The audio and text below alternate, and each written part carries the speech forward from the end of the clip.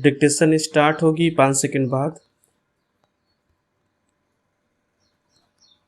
Yes. उपाध्यक्ष महोदय, वर्तमान वित्त अधिनियम सदन के सामने प्रस्तुत है। इस बिल पर मुझे बोलने के लिए आपने समय दिया, इसके लिए मैं आपका आभारी हूँ। इस बिल का एक विशेष महत्व इसलिए भी है कि यह संकट काल में पेश हुआ है। चीन ने हमारे देश पर हमला किया, देश पर संकट आया, राष्ट्र को चुनौती मिली और इस चुनौती को हम सब ने स्वीकार किया, जिसके लिए पैसे की आवश्यकता हुई। इसको वित्त मंत्री ने बड़ी कुशलता से देश के अंदर और देश के बाहर से जुटाया। इस बिल का महत्व इसलिए भी है कि हमारी पंचवर्षीय योजना के मध्य में ही यह बिल आया है। देश में बड़ी बड़ी योजनाएं अभी अधूरी है, जिनका पूरा होना देश के लिए बड़ा आवश्यक है। इसके लिए भी बहुत बड़ी धनराशि चाहिए। देश पर संकट आया और देश जागा। कोने कोने से लोगों ने पैसा और सोना दिया और अपने लड़के तक फौज में दिए। इस देश में किसानों और गरीबों का जो वर्ग है, उसने भी दिल खोलकर इसमें सहयोग दिया।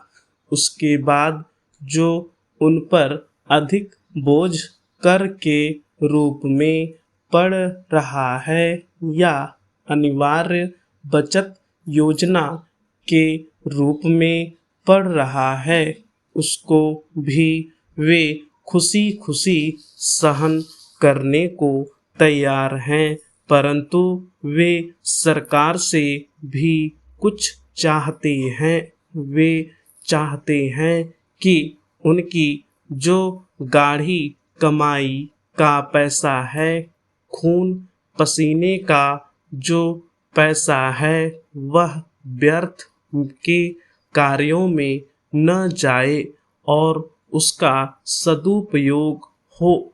इसके अतिरिक्त उनकी कुछ अपनी दिक्कतें और परेशानियां हैं जिनकी ओर सरकार का ध्यान चाहिए।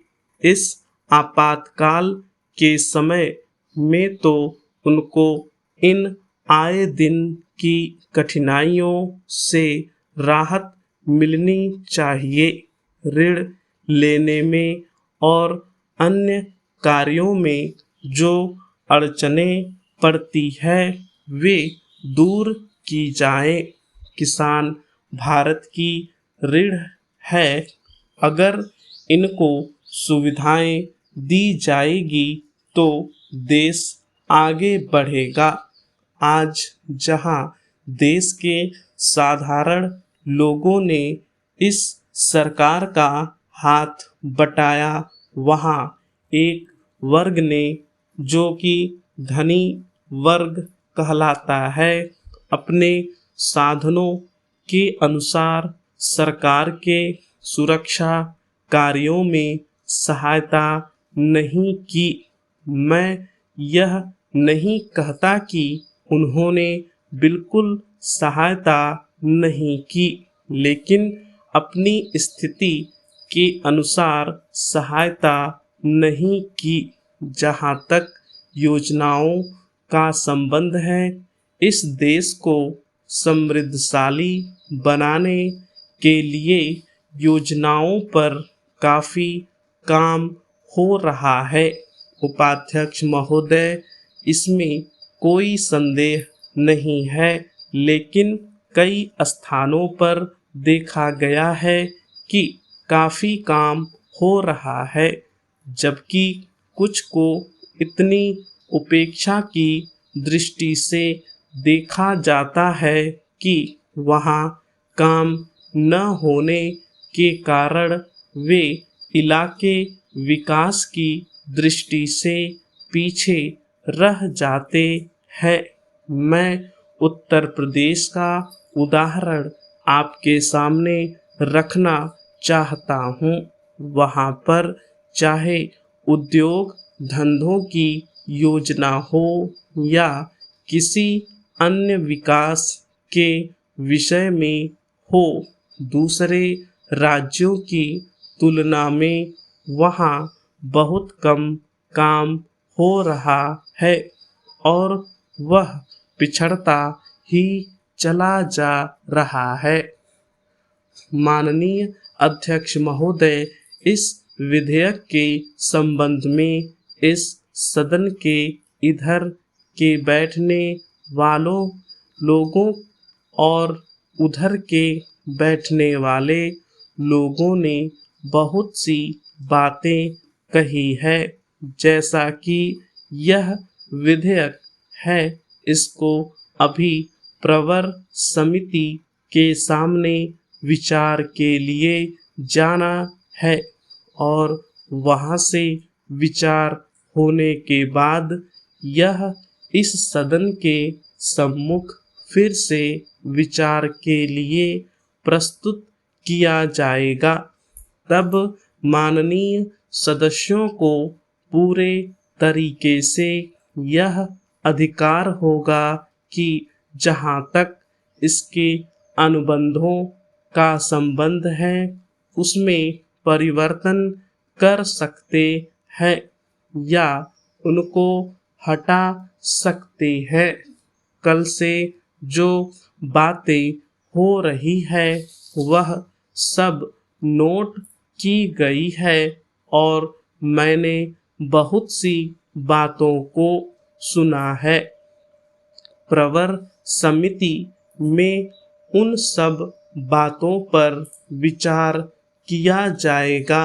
बहुत से माननीय सदस्यों ने इस तरह की बातें कही है, वह बहुत आवश्यक मालूम हुई है और जैसा कि मैंने कहा है कि उन पर विचार किया जाएगा। जहाँ तक सहकारिता का संबंध है, चाहे इधर के बैठने वाले माननीय सदस्य हों, चाहे उधर के बैठने वाले माननीय सदस्य हों, सबकी यह मांग है कि जब हम जनतंत्र में विश्वास करते हैं और अपने यहाँ प्रजातांत्रिक प्रणाली कायम कर ली है और जबकि देश में गरीबी है और उसका गलत लाभ भी उठाया जाता है, तब सहकारिता की बहुत आवश्यकता है। इसको रोकने की आवश्यकता है। यह सभी लोगों की राय है। जहाँ तक इस सहकारी विधेयक का संबंध है, बहुत से माननीय सदस्यों ने बहुत सी बातें इसके संबंध में कही है।